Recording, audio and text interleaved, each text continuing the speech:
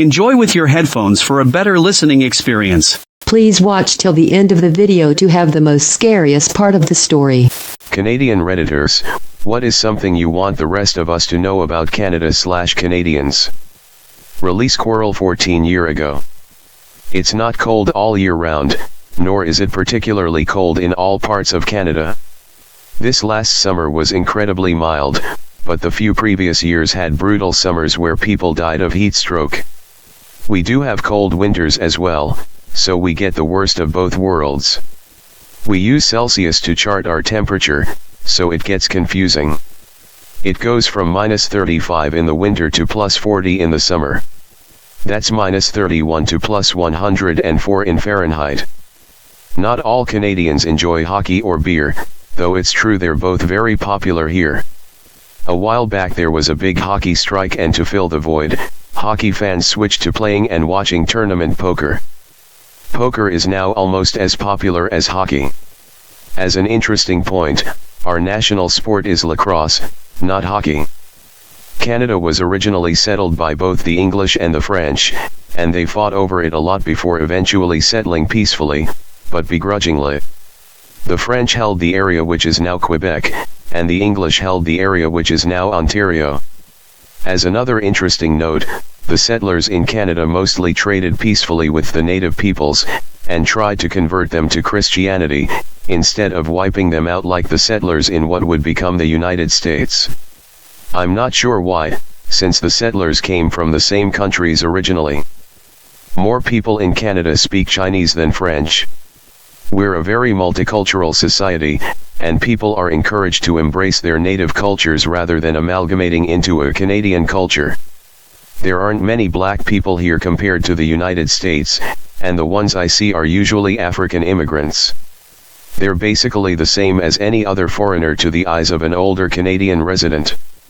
The American black culture is kind of alien to me, as a Canadian. Canada is made up of 9 provinces and 3 major territories. A territory is basically the same as a province, but hardly anybody lives in the territories compared to how big they are. Our government is divided into 3 tiers, the federal, provincial, and municipal levels. The federal government is made up of the House of Commons, who are made up of over 300 elected representatives from around Canada, the Senate, who are appointed by the House of Commons, and the Governor-General, who represents the Queen of England. She's officially our head of state, though it almost never comes up in the actual running of the government. The provinces each have a government to manage their affairs, and cities, towns, and groups of smaller villages have municipal governments that manage their affairs. Each tier also has its own police forces, so there are federal, provincial, and municipal police. The Royal Canadian Mounted Police are actually Canada's equivalent of the United States FBI. We typically buy milk in bags rather than cartons or jugs, though cartons and jugs are also available. You get 3 times the milk in bags from milk in cartons for the same price, so it's just cost effective that way. Our meat and dairy industries are completely separate from the United States and have different policies. For example, we don't have terrifying mutating chemicals in our beef and milk like the United States does. Colleges and universities are heavily subsidized by the government, and most students are eligible for OSAP loans that pay for tuition and boarding and don't accrue interest until you graduate. The principle is that students will get a good job after they graduate and have more money to pay their OSAP loans. Because of this, a college/university education is almost expected, and there's little you can do with only a high school diploma. Canada is one of the few countries to refuse to trade embargo with Cuba, and as a result you can buy Cuban cigars here. We also trade for cane sugar, and most of our soft drinks are made with cane sugar instead of corn syrup like they use in the United States. This makes most of our soft drinks better than yours. You have some good root beer though.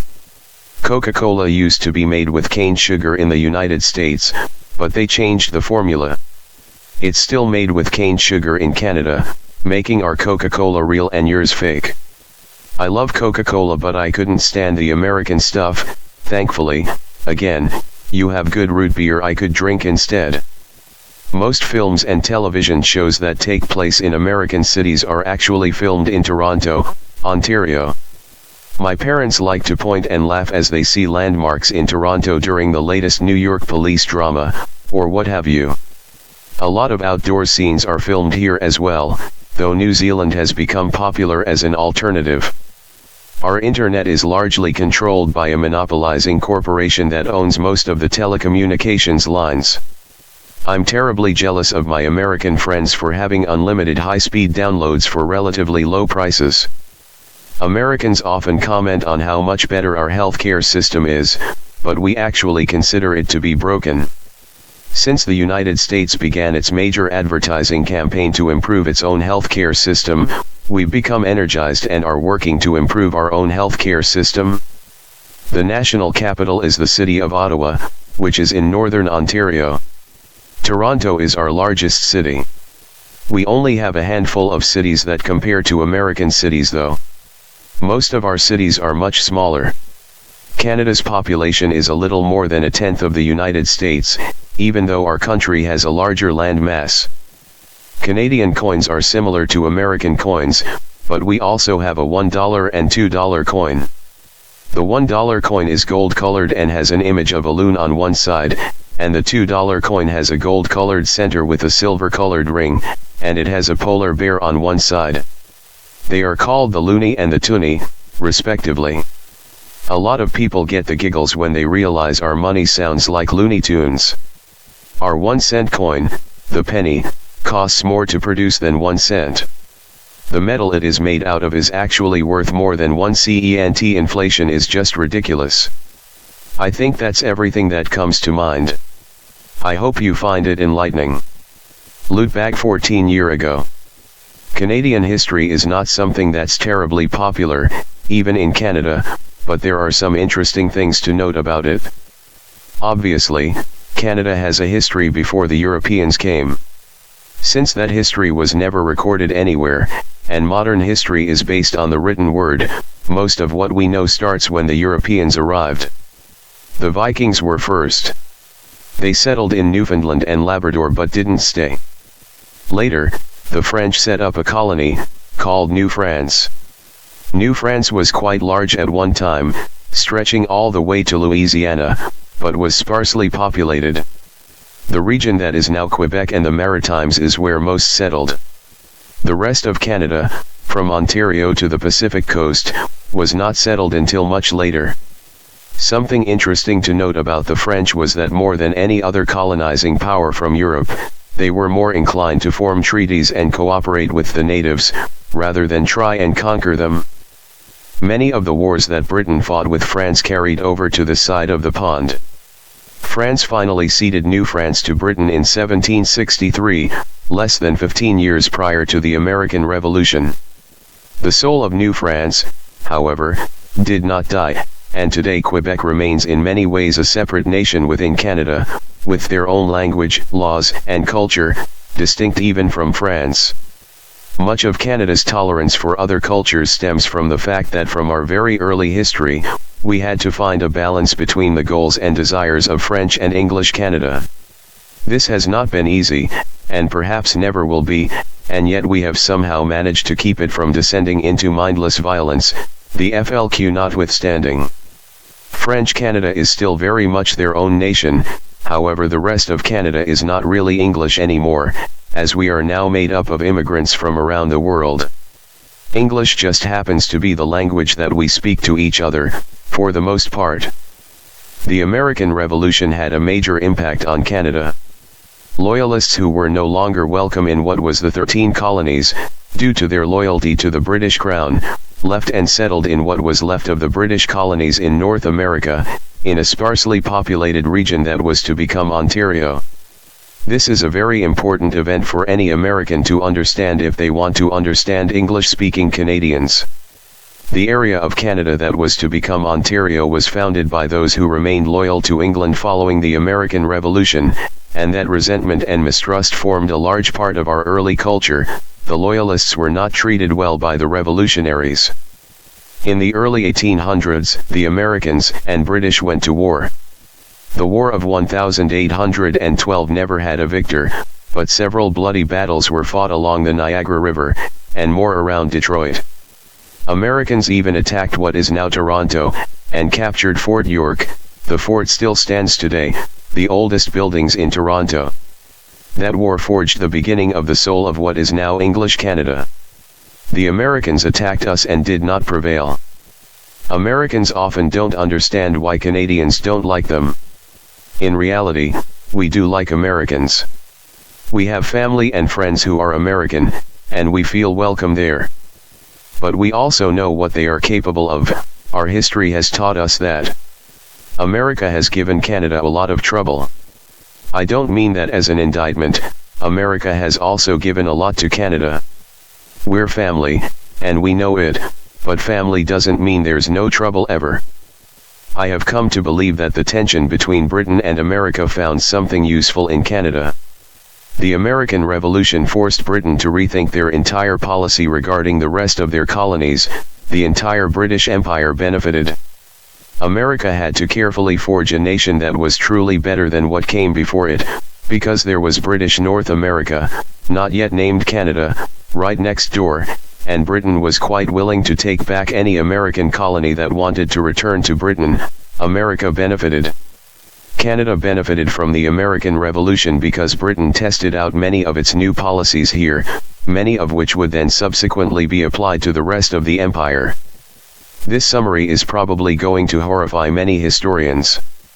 I'm sure I've made some mistakes, both in facts and in analysis, however that's the best I can do without writing a whole book on the matter, which I should note I am not at all qualified to do. Read up on New France, Louisbourg, United Empire Loyalists, Upper Canada, Lower Canada, Northwest Mounted Police, Louis Riel, Vimy Ridge, Pierre Elliott Trudeau. That'll give you a good starting point for understanding Canadian history. There's more, of course, much more, but that'll get you started. Posted by u/Corazon_de_melon 14 years ago. I think it's kind of strange how most US Americans don't know much about Canada, yet Canada seems to know all about us. I'd like to even the playing field, because honestly, while I could talk in detail about several different cultures/languages/countries, Canada is not one of them. So I'll open myself up for criticism by displaying my ignorance, but here is what I think of when I think of Canada, and I'm pretty sure most Americans think of similar things: north, cold, hockey, maple leafs, maple syrup, Mounties, poutine, Alanis Morissette, Alan Thicke, Russell Peters, Rush, Tim Hortons, Celine Dion, Bryan Adams, and a few other singers, beer, their flag, oh Canada, my home and native land. That's all I know. Quebec, French people, Asian/South Asian people, Stephen Harper, Canadian quarters, damn things don't work in vending machines, and yeah, I think I'm done. So, Canadians, step right up and tell us something about Canada. I promise no igloo jokes. At least from me. I can't restrain the others. MRCDA 14 year ago. If two Canadians bump into each other in a crowd or get into each other's way, they both apologize. It's considered polite. Plin 14 year ago. Also, when one Canadian thanks another, the other usually replies with a thank you right back. NPC 902 14 year ago. Here's something I noticed about Canada/USA, where I'm from, East Coast Canada. If you are walking towards the door of a mall, the people ahead of you will stop, hold the door, and wait for you. It is then customary for you to thank the person who held the door for you. Before I traveled much, I assumed this was the case everywhere. However, after traveling to the USA, I realized not everyone does this. I've also noticed it doesn't happen as much in some of the major Canadian cities like Toronto and Vancouver. Once while in Vancouver, I got a kick out of holding the door for people and watching their reaction. _de_melon. 14 year ago. I'm a U station and I hold the door for people. I also like to watch their reactions, particularly since I'm a white female. Some men will take the door from me and insist I go first, as if it's unacceptable for a woman to hold the door for a man. I also love to hold the door for minorities. It's not world peace, but it's a small gesture that makes me feel good. When we make eye contact and they say, "Thank you," I always feel like there's some unspoken words there, like an acknowledgement that we love each other, and we wish everyone else could be that way. Of course, they might not be feeling that at all and I'm way overthinking things, winky face. The worst is when I assume someone is going to hold the door and they allow it to slam in my face.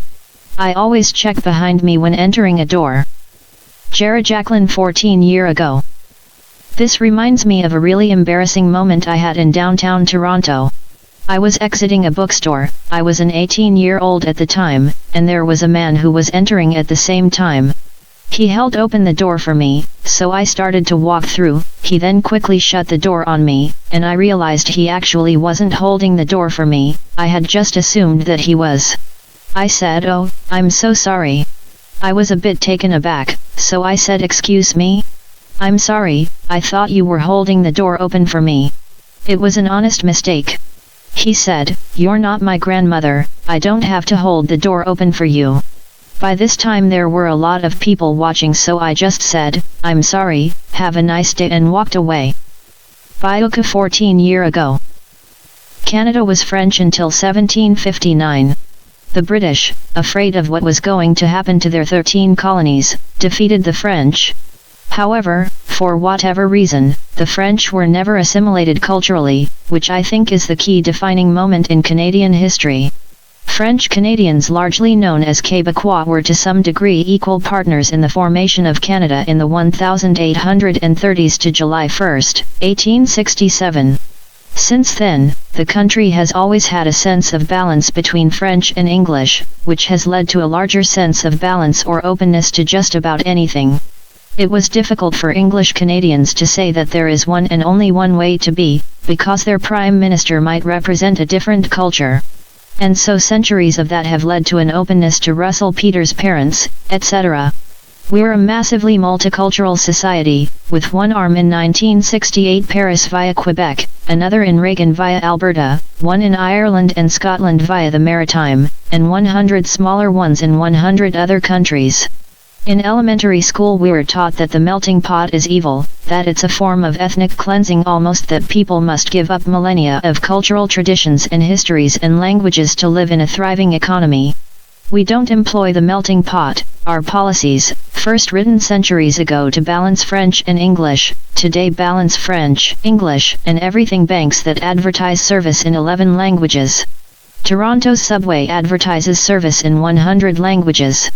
Chinese writing in libraries providing directions. We generally celebrate that. NPC 902 14 years ago. Some random things. Most of us can't understand the healthcare debate in the USA.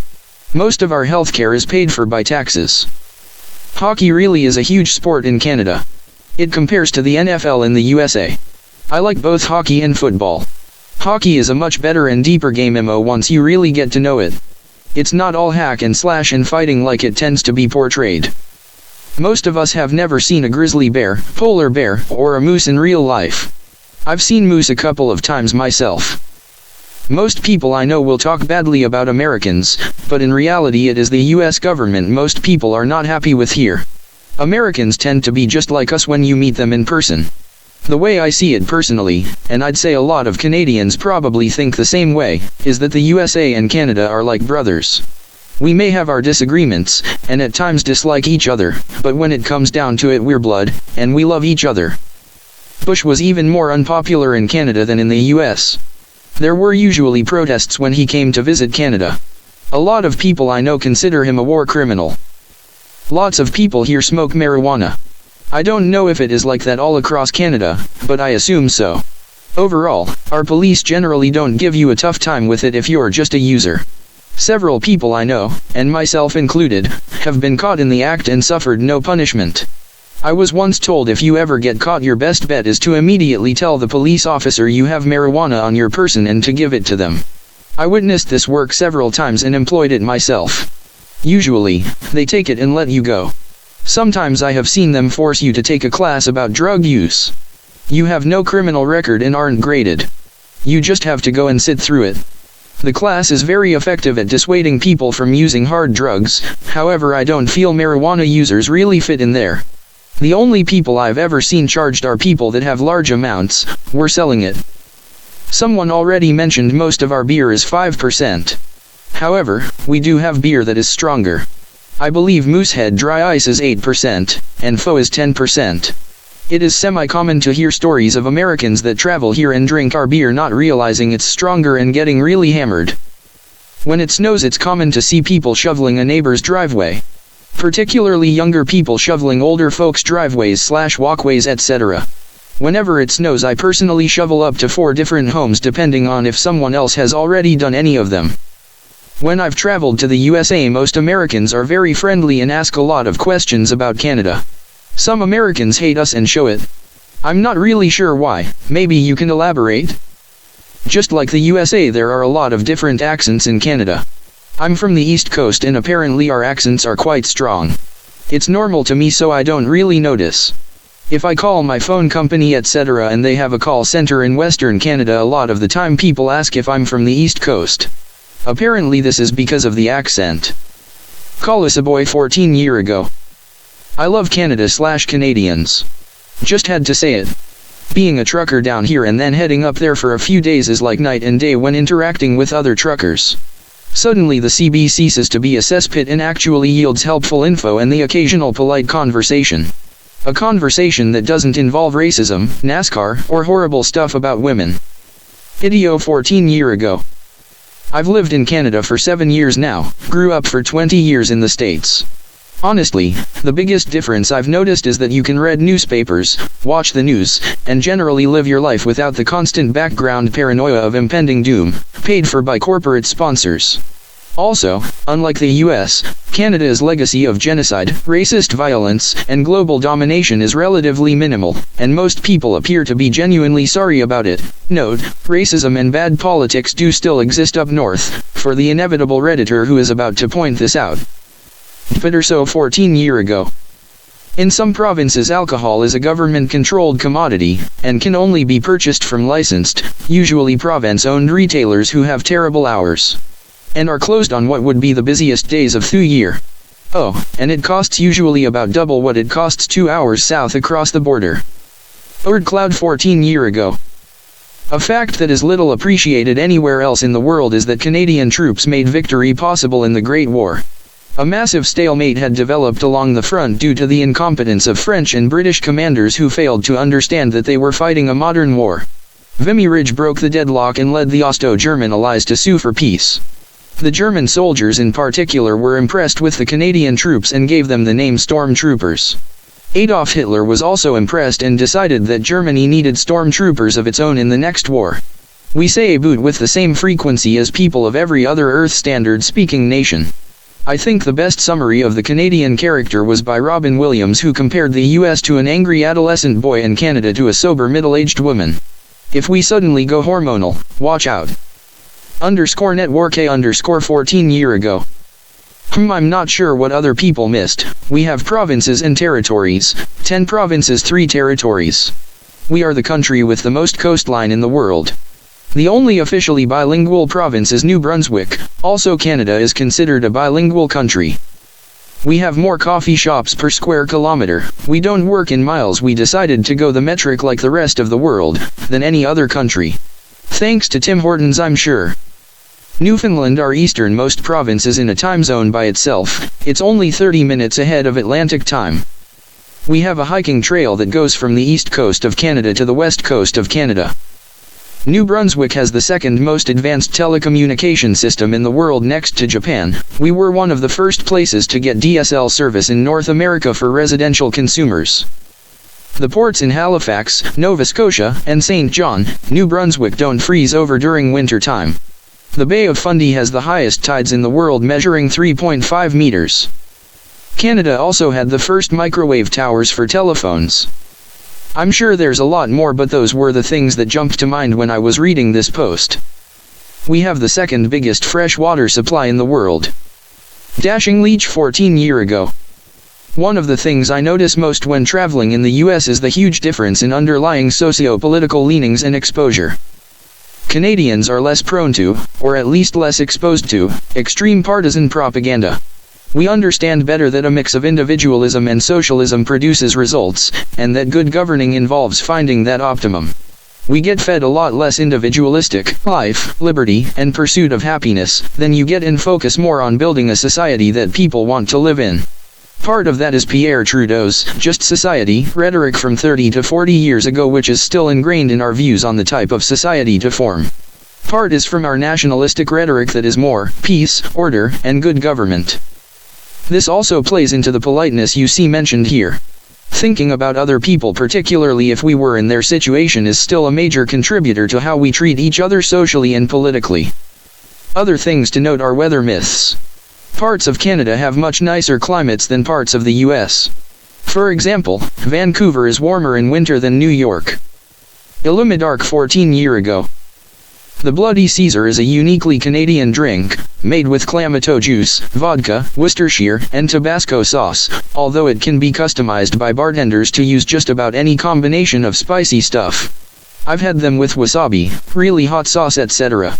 You can get these in Canada from coast to coast, at every bar I've ever been in, but as soon as you cross a border, if the bartender isn't Canadian or didn't work in Canada, they have no idea what it is. Also, you can't get the clamato juice needed in much of the world.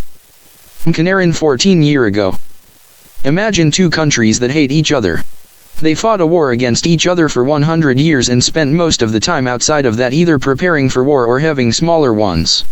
Their culture, legal systems, food, clothing, and almost everything else are different, and they generally despise each other for it. Now get them to form a third nation together. Awkward. But the protections each country put in to protect its people from the evil of the other one applies to everyone, so although it could have been like the Serbs and Croats, in fact it ended up being a very open and accepting place, if only from self-protection and self-interest. The result is a country that has liberal social ideals, gay marriage, etc., but also conservative, as in safety, not free-for-all, economic ideals, which is why Canada has the soundest banks in the world. In my opinion, like many mixed marriages, the children are better than either of the parents. Of course, I'm biased, winky face. Juvenile 14 years ago. I am an engineering student at a university with a lot of out-of-country students, my cousin being one of these, so I kind of sometimes think about how shocking the change must have been for them. Firstly, people who tell you we are ridiculously polite are not exaggerating.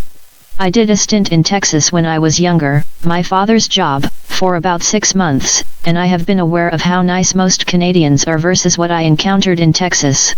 If you bump into someone here, both parties will apologize. I've actually apologized to inanimate objects before, simply out of reflex. It gets really cold. I'm first-generation Canadian and my family are all from a tropical island, so nothing could have prepared my cousin that first year for the winter. Some places are colder than others. I have some friends moving to Fort Mac in Alberta for jobs, and in the winter it gets to -30 Celsius. Some of us, my parents and grandparents, deal with the cold by wearing thermal underwear under our pants, snow pants, tons of layers, hats, gloves, scarves. Others, myself, my little sister, wear it in sweatpants or just regular jeans and a winter jacket. Maple syrup is delicious. You can get it in different grades, some are lighter, and the darker ones are amber-colored and delicious.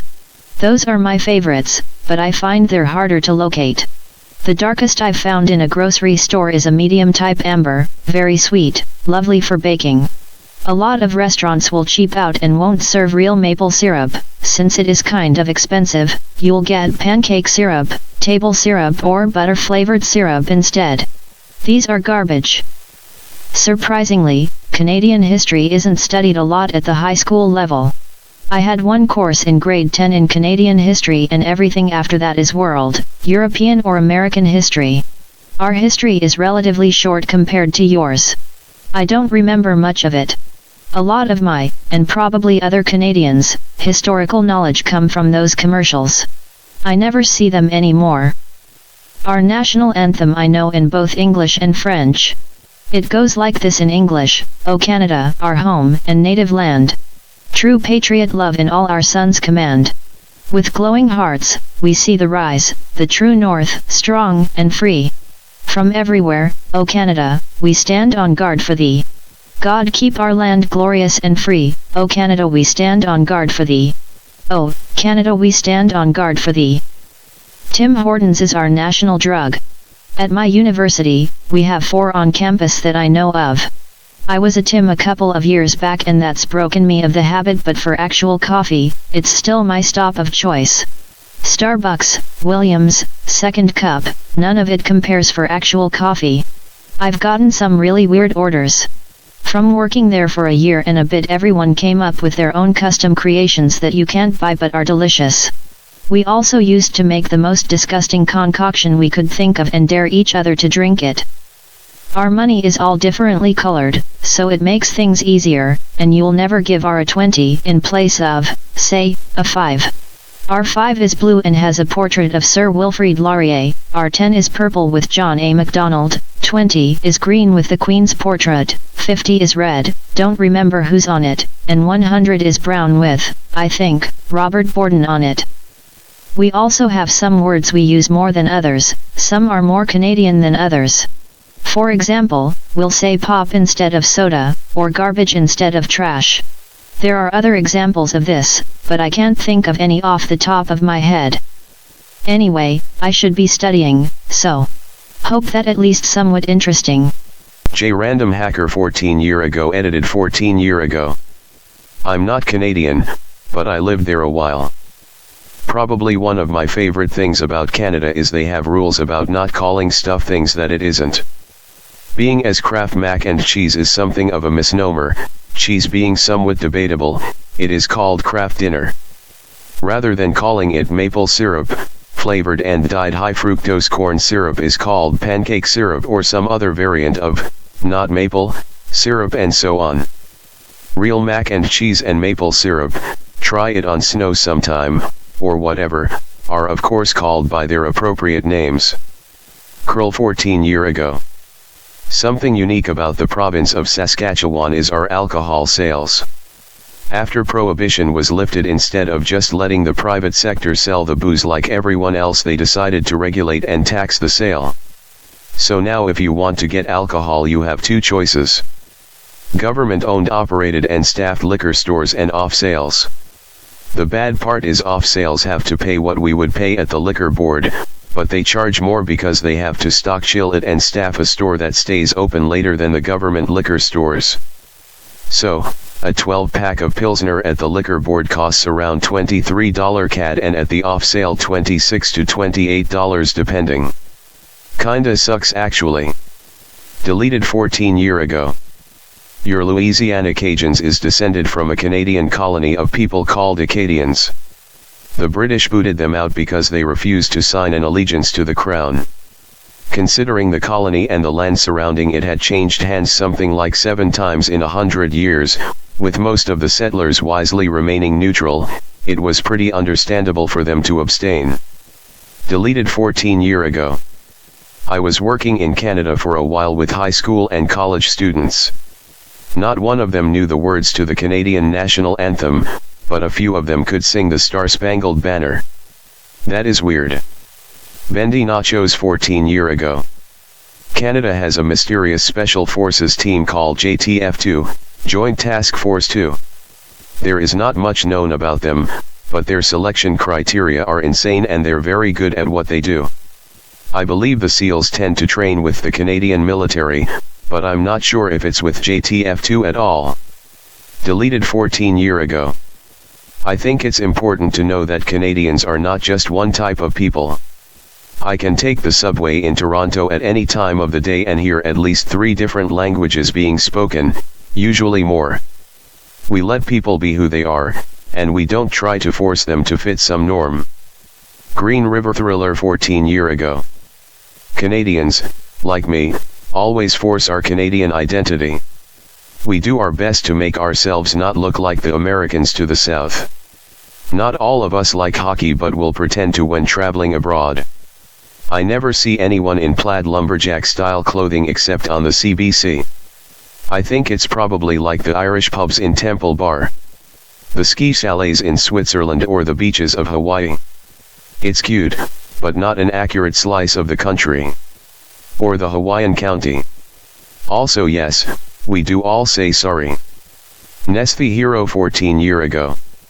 I'm not Canadian, but I wanted to share this experience as an American traveling to Canada and being confused by the culture. I got off a Greyhound at 5 a.m. and some guy approached me and asked me for a toonie for a coffee. I was so astounded by this question that I asked him to repeat it 3 times. Turns out, that means he wants to borrow a $2 coin, toonie, to buy a coffee. Anyway, going through customs at 4 a.m. isn't fun. Hot December 14 year ago. Winter is ungodly. Here in the middle of the country, the prairies, it can reach -50 C, and it can stay there for 4 months. Winter itself runs from Sep to May quite often. Currently the sun is going down around 3:30 p.m., and I'm not even far north. Wind chill is real, and deadly.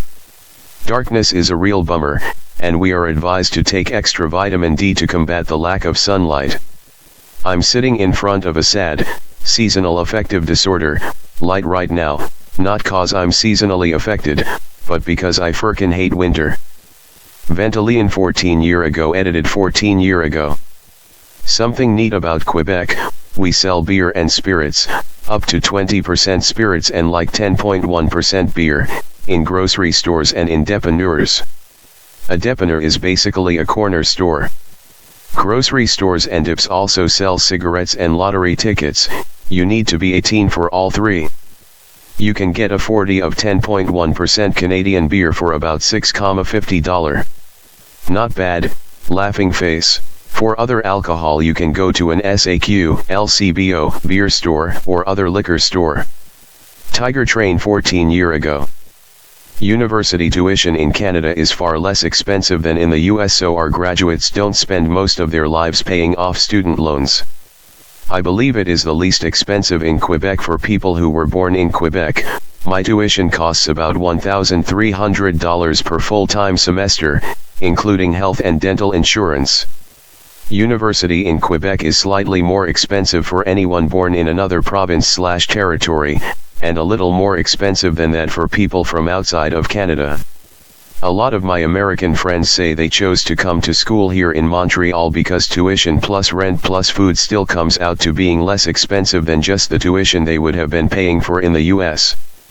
Also, the barbecue sauce from McDonald's in Canada is about 100x better than the one from the US. Deleted 14 year ago. Our schools are equally funded in most provinces, if not all. Each school gets base funding plus a certain amount per student and then an extra amount for any under/overachieving student, because they require more resources. What does this mean? If you are in a poor area, your school is just as funded as one in a rich area. Well, in terms of school resources. Sometimes donations pay into things. I remember being shocked at shows like The Simpsons which talk of moving to better areas for better schools. There are better schools in Canada, but it is due to better teachers, not more funding. There is no SAT in Canada because every school follows the same, provincial, curriculum and gets equal funding. Since the schools are very similar, there is no need to make a Canadian standardized test to make sure you can read and write. The school system assumes you are on equal standing with other students. This all makes for a very nice education system. They may be underfunded, a problem most things have in Canada, but there is no wealth discrepancy. Ruffle Edwards 14 year ago. Quebec, and Montreal specifically, was the economic power of Canada and had a vibrant English-speaking community until terrorism in the 1970s made the Government of Canada allow the Government of Quebec to make laws that essentially killed it off. This coincided with the economic and political power of Montreal shifting to Toronto. While Ontario has a sizable French-speaking population, and a French school system throughout the province that anyone can go to, in Quebec you have to go to a French school, unless your parents went to an English one. Good call, Frenchies. Zero face 14 years ago. All people are treated equally at our hospitals because of Universal 34. It doesn't matter if you and I are both in the ER with livers that need to be replaced, and I have ruined mine by downing a 24-pack every day for the last 25 years, we both get the same treatment. Some people see this as unfair, but what they fail to see is that we also pay sin taxes on things that cause our bodies long-term damage, i.e., alcohol and tobacco, so that we can offset the costs of the increased healthcare we're gonna need. Yield to temptation 14 years ago. We have universal healthcare. We will be the resource base for the United States in this century. You will drain us dry. As a result, we are one of the major holdouts on climate change action. The tar sands are going to complete the destruction of the atmosphere. For most of us, life is so good, nobody bothers to vote. It is going to hit the fans in the next 30 years. Chihuahua 14 years ago. Most Canadians live in cities. We are a much more urban country than the US. CanCon, Canadian content, laws mean that most Canadians are well steeped in Canadian culture. We listen to Canadian music, watch Canadian TV, see Canadian films. This is truly impressive considering the media tsunami coming at us from our southern neighbor. Our spelling is mostly of the British variety, labor, program, theater, catalog, but we do use some American spellings too, jail, tire, aluminum. Theshi Plukup 14 years ago. We say Z as well as Z. We conform to the British spelling for color, favor, etc. But nobody will say you're wrong if you spell it color or favor. More French spelling is incorporated like center and program. If you walk up to an intersection in downtown Halifax, all traffic will stop in every direction. I just wish we could pull this off in more cities. Ransom Nader 14 years ago. I think the thing that separates Canada from the US is our differences in law. Workers' compensation here is no fault, meaning if you are injured at work you automatically get covered. In exchange for this we gave up the right to sue the company you work for. Also, in civil suits there is a monetary cap on how much one can sue for. I think it's around $250,000. This keeps Canada from being a nanny state like the US where people can sue for millions of dollars for stupid reasons. Masterdan 14 years ago. Tim Hortons is awesome, I wish you Americans could understand. You buy like 4 coffees and a box of donuts, and you barely have to pay anything. Always surprised by how much I love Tim Hortons, probably one of the most important things to the Canadian identity. Also, we have a conservative government elected. However, our conservative government is less right-wing than your Democratic Party. What makes the Conservative Party conservative is that it does very little in terms of spending. It actually still means that. So yeah, we also love our healthcare system and don't let anybody tell you otherwise. Freelance Mark 14 years ago. Canada has the world's longest coastline. Canada is bigger than the USA, bigger than all of Europe. At the end of WW2, the Canadian Air Force was the world's 4th biggest, the Canadian Navy was the world's 3rd biggest. Canada has 10% of the population of the US. Canada has 10% of the murder rate per capita of the US. We don't need gun control. We are social capitalists. Democratic to the max, and free. Oh yes. We also speak 2 languages like the US, only our second language is French, not Spanish. But Mandarin is coming on strong. Taliachi 1979 14 years ago. I went to Toronto a few years back on a road trip. It was very nice. Went to the CN Tower, Zoo, Casa Loma, and the like. I am a Chicagoan so it's not dissimilar. However, I felt the people were more reserved and less likely to strike up a conversation with strangers than Americans. Also, Several people asked us why we went on a trip to Toronto. It was October, but the weather wasn't bad. The border agents also seemed weird that we just wanted to visit Canada. Deleted 14 years ago. Oh Canada, my home and native land. It's actually our home and native land. We're kind of big on that shared/collective thing. Why don't you come visit? I've got a case of nice cold Canadian beer. Bring all your 19-year-old friends. Thanks for watching. Please comment, like, share and subscribe. The Internet Surfer on YouTube for more horror and scary stories.